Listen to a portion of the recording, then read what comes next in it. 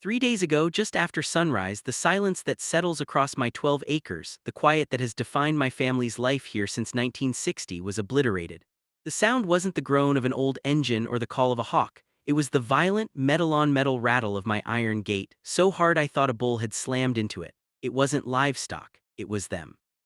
A whole lineup of homeowners association officers from the new Clearwater Ridge development, dressed in matching navy polos like a dollar store tactical unit, crowding my fence line as if they held a legal warrant instead of a clipboard full of manufactured rules.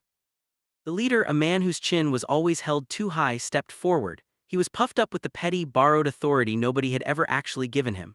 "Open it," he snapped. It wasn't requested, it was commanded. Then came the unmistakable flash of steel, the bolt cutters. A massive pair, the kind you use when you've already decided the law doesn't apply to you, only convenience.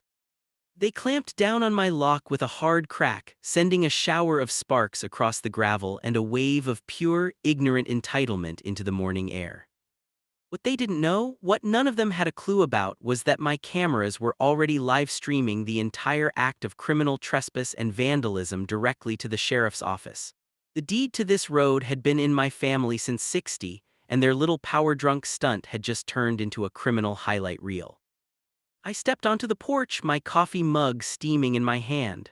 "My land," I said, "my rules. And before this story goes any further, tell me where you're watching from. Country, state, city. I want to see how far this HOA madness spreads." I've been a landowner my whole life. But the truth is, this land owned me first. I'm a third-generation caretaker of these 12 acres. I was raised between cedar trees and gravel dust, taught to respect a boundary long before I could spell the word.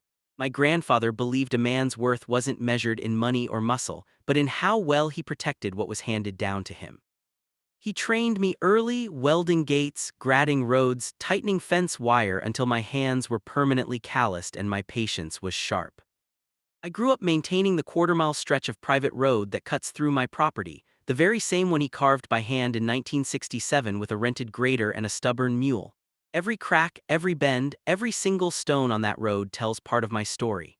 The iron gate at the end of it, welded by his own hands, still carries the heat of his lessons. Beyond it sits the workshop, where diesel fumes, cedar shavings, and old metal blend into the kind of scent that brings memories back before words do.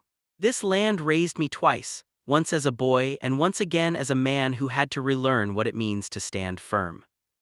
For most of my life, the world respected the quiet lines drawn here, until Clearwater Ridge showed up. They didn't see boundaries, they saw convenient space. Their first request wasn't polite, it was entitlement disguised as community planning. I brushed it off at the time, thinking it was just another case of suburban ambition meeting rural stubbornness. But I didn't know then that they weren't asking, they were preparing for war. And if you've ever defended what's yours, you already know exactly how this kind of story ends. Most mornings on my land begin the same way, slow and steady, like the world is waking up on its best behavior. I step onto the porch with a mug of coffee that's still too hot to drink, and the dogs trot ahead of me, tails wagging with the kind of lazy confidence only country dogs understand. The air always carries a mix of cedar, dew, and old earth, a smell that settles into your chest and reminds you you're exactly where you're meant to be. The gravel under my boots crunches in a familiar rhythm as I walk the quarter-mile stretch toward the gate, the same path my grandfather walked every sunrise for nearly 40 years. The trees along the road lean just slightly inward, like they're guarding the quiet. Nothing moves except the occasional rabbit darting back into the brush or a hawk cutting across the morning sky. The world feels honest at this hour, uncomplicated, untouched. The gate waits at the end of the road. Solid iron, heavy, dependable. Most days I just rest my hand on it, giving it a small shake to hear the metal hum. It's a habit as old as I am, something my grandfather used to do, as if making sure the boundaries still held the world in the right place. The dogs sit beside me, watching the county road, alert but calm. Out here, peace isn't the absence of noise. It's the presence of space, space to breathe, to think, to remember the people who taught you how to live with dignity. There's no rush, no pressure, no manufactured urgency, just the steady promise that what's yours remains yours as long as you stand for it. Some folks need vacations or quiet cabins to feel grounded. I just need these mornings. The sun climbing slow, the dogs dozing by the gate, the land stretching out behind me like an old friend. For years, nothing disturbed this rhythm. Not storms, not strangers, not change. But peace has a way of making you forget how quickly the world can shift, and I had no idea how close that shift already was. My grandfather wasn't the kind of man who talked much, but when he did, his words carried the weight of steel. He built the road that runs through my property with his own hands in 1967. No contractors, no shortcuts, just a rented grader, a stubborn mule, and a belief that a man should shape the ground he walks on. I grew up hearing the story of how he carved that quarter-mile stretch out of raw earth, sweating through the Texas heat, working sunrise to sunset until the gravel finally settled under its own honesty. He always said a boundary meant something only if you were willing to defend it. A line in dirt is still a line, he'd remind me, tapping his boot against a fence post. And a boundary means nothing if you let someone move it. He didn't just teach me how to grade a road or weld a gate. He taught me dignity, the kind you earn by respecting what's yours without needing applause. Discipline wasn't a punishment under him, it was a way of moving through the world. Every lesson he passed down was a reminder that land isn't just owned, it's protected. And someday, he said, I'd understand why that mattered. The first sign of trouble didn't come with shouting or paperwork. It came with little orange survey flags poking out of the ground like weeds that didn't belong. One morning, as I walked the road with my coffee, I saw them scattered across the ditch line, bright and loud against the quiet earth. At first, I just stared at them, trying to figure out who had wandered onto my stretch of county road without so much as a knock on my gate. By noon, trucks started rolling in, survey crews in neon vests pointing at clipboards and tapping measurements like they were charting a kingdom. They didn't look my way, didn't wave, didn't acknowledge the dogs watching them from behind the fence. They acted like the land was already theirs. A few weeks later, the skeletons of houses began rising behind the ridge. Thin lumber frames popped up like cardboard cutouts. Walls slapped together faster than I could drink my morning coffee. They called it Clearwater Ridge, though there wasn't anything clear about it. No river, no lake, just scrub land and a drainage ditch that filled only when the skis forgot how to behave. Still, the developers sold it like paradise. Stucco walls, matching mailboxes, manicured lawns, and a homeowners association promising community harmony. I watched it all from my porch, leaning back in my chair while the air compressors and nail guns hammered a new kind of noise into the valley. Their world was prepackaged, pre-made fences, pre-approved paint colors, pre-written rules. Mine was welded, weathered, and earned. Their lawns would grow because someone told them to, my grass grew where it damn well pleased. The contrast was impossible to miss. On one side, polished sidewalks, curated flower beds, people who wanted order without effort. On my side, cedar trees, gravel roads, a workshop that smelled like diesel and memory. For a while, I didn't mind the change. Developments come and go, and folks usually keep to their own side of the line. But Clearwater Ridge wasn't built on respect, it was built on control. And the closer those houses crept toward my southern fence, the more I could feel something tightening in the air. A boundary was about to be tested, and they had no idea how firm mine truly was.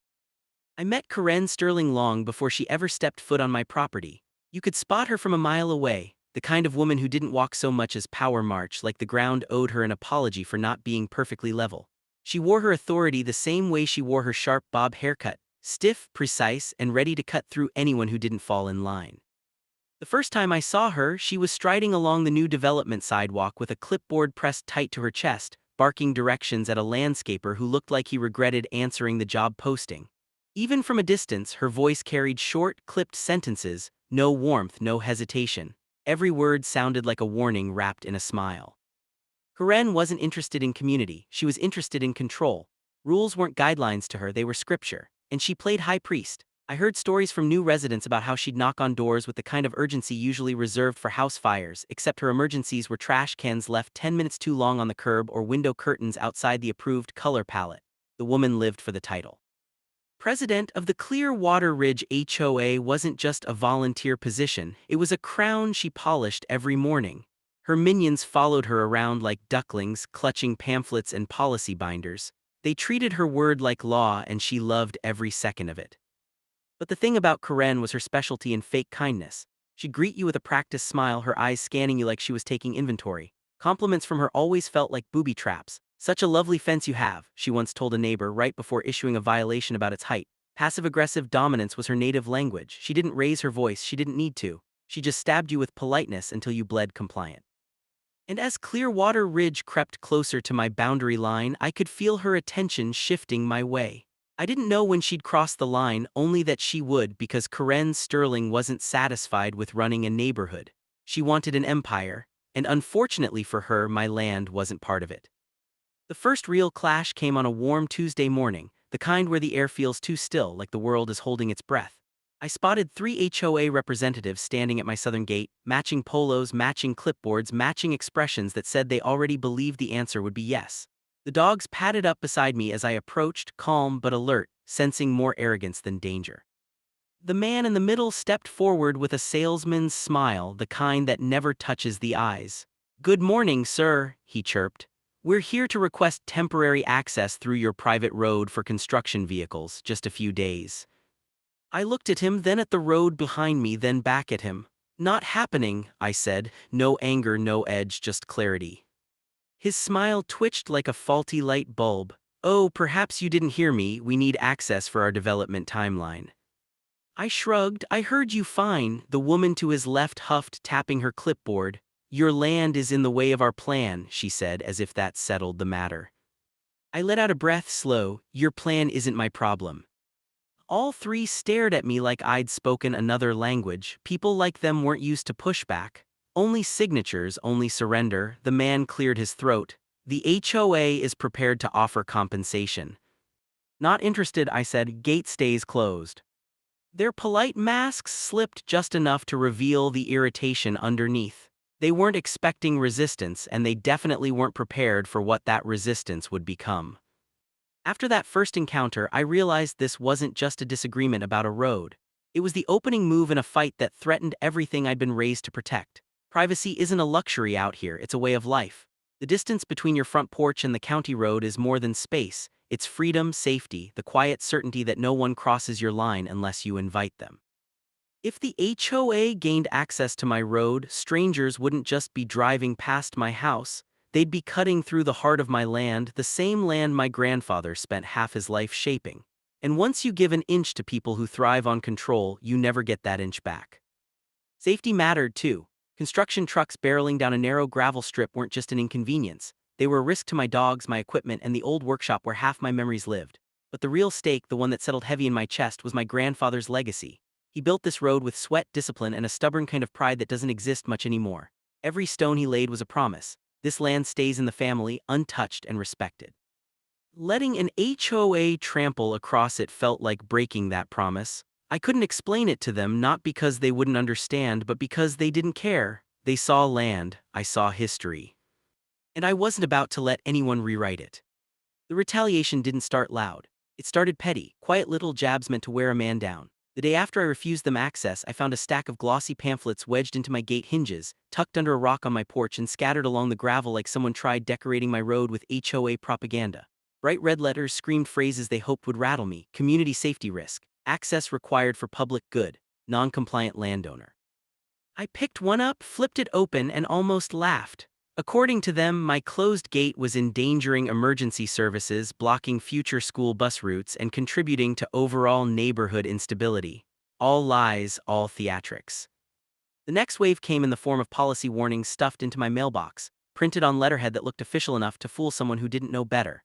They accused me of obstructing infrastructure, violating community standards, and ignoring mandatory cooperation expectations. None of those things existed in any county statute, but the HOA knew what they were doing. These weren't legal threats, they were psychological ones. They wanted doubt to creep in. They wanted frustration to set in. They wanted me to feel surrounded. And when that didn't work, they escalated to false accusation.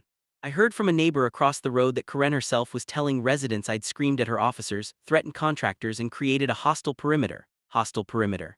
Now that was new. Someone even claimed I'd chased off an ambulance, which was impressive considering the nearest emergency call in our area hadn't happened in over 6 months.